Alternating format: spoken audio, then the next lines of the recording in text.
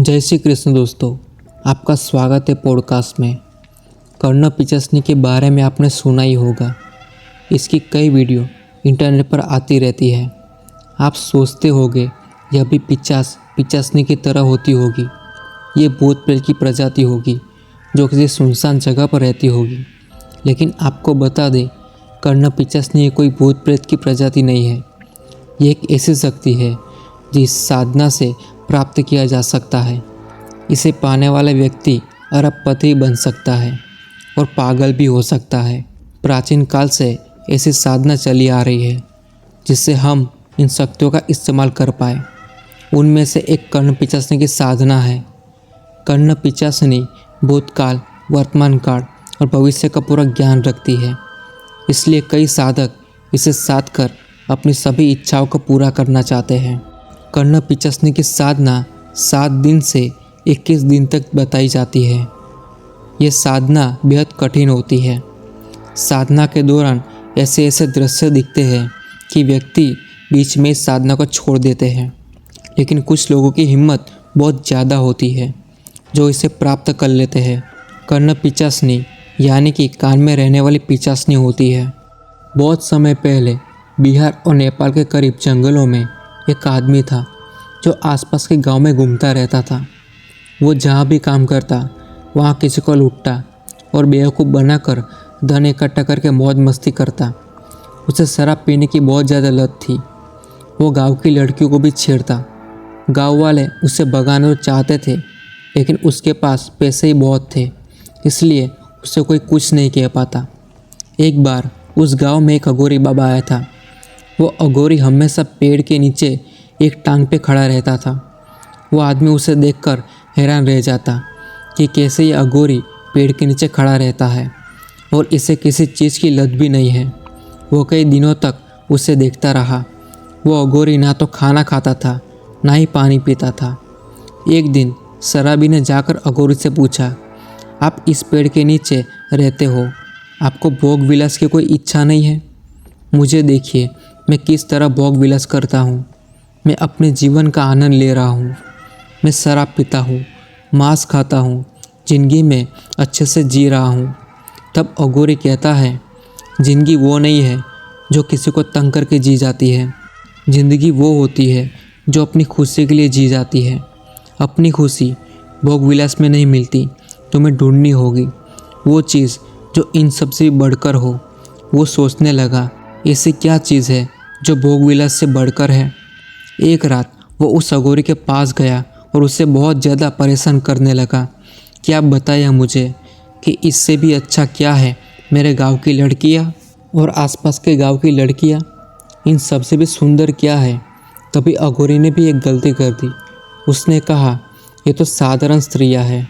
तुम्हें पता है पालों स्त्रियां कितनी सुंदर होती है। उन्हें छुआ नहीं जा सकता। आप उन्हें बस देखते रहेंगे और मोहित होते रहेंगे। कर्ण पिचासनी भी उनमें से एक है जो बेहद सुंदर होती है, लेकिन आप उन्हें देख नहीं सकते। उनकी आवाज़ बहुत प्यारी होती है जिसे सुनकर ही प्यार हो जाए। अब वो शराबी अघोरी के पीछे पड़ गया कि मैं उस कर्ण पिचासनी की आवाज़ें सुनना चाहता हूँ। अघोरी ने कहा, ये इतना आसान नहीं है। 21 दिन तक साधना करनी पड़ती है। उसके बाद कर्ण पिचासनी को साधा जाता है, तब उसकी आवाज़ें सुनने को मिलेगी। अब शराबी ने उस अघोरी को तंग करना शुरू कर दिया। अघोरी को लगा अब इसे सबक सिखाने का समय है, तो अघोरी ने उसे साधना की जानकारी देना शुरू कर दिया और शराबी ने भी अपनी शराब और लड़कियों को भी छोड़ दिया। अब उसने 21 दिन की साधना शुरू कर दी। अब तक साधना के दिन सब ठीक चल रहा था। उसे भूत प्रेत नजर आते गए और वो किसी से डर नहीं रहा था। धीरे धीरे दिन बीतते गए और वह साधना करता गया। अघोरी को सही साधना की जानकारी थी, इसलिए वो उसकी मदद करता गया। इस तरह 21 दिन बीत गए और उस शराबी ने कर्ण पिचासनी को साध लिया, जिसे साधने में बड़े बड़े साधक भी हार मान लेते हैं। उसके कान में एक लड़की की आवाज़ आती थी। वो देखने लगा कौन सी लड़की उससे बात कर रही है। ये उसके कान में रहने वाली कर्ण पिचासनी थी। वो कर्ण पिचासनी से बात करने लगा। उसकी आवाज़ इतनी प्यारी थी, वो चाहता था कि कर्ण पिचासनी उसके सामने आए। वो कर्ण पिचासनी उसके सामने आई और इस प्रकार कर्ण पिचासनी उसे बहुत सारी जानकारी देती रही। वो कर्ण पिचासनी पर मोहित हो गया था। वो उससे प्यार करने लगा था। उसने कर्ण पिचासनी को साधा इसलिए था कि वो देख पाए अप्सरा कैसी होती है। कर्ण पिचासनी जिसकी आवाज़ इतनी प्यारी है, देखने में वो कैसी लगती होगी। उसके बाद वो मांग करने लगा कि मैं तुम्हें देखना चाहता हूँ। कर्ण पिचासनी ने कहा, इसका भी समय आएगा, तब तुम मुझे देख पाओगे। इसके लिए तुम्हें काफ़ी इंतज़ार करना पड़ेगा। इसके बाद कर्ण पिचासनी उसे भूतकाल, वर्तमान काल और भविष्य की जानकारी देती रही। उसके पास अब धन आने लगा। गड़े खजाने का पता चल रहा था। कहाँ पर कमाई की जा सकती है, कहाँ पर सोना गड़ा मिलेगा, ऐसी सारी जानकारी उसके पास थी। लेकिन जैसे ही वो गांव में जाता, कर्ण पिचासनी गुस्सा करने लगती कि तुम गांव में नहीं जा सकते, किसी और लड़की को नहीं देख सकते। वो बिल्कुल एक पत्नी की तरह व्यवहार कर रही थी। वो आदमी अपने घर गया था अपनी माँ के हाथ का खाना खाने के लिए।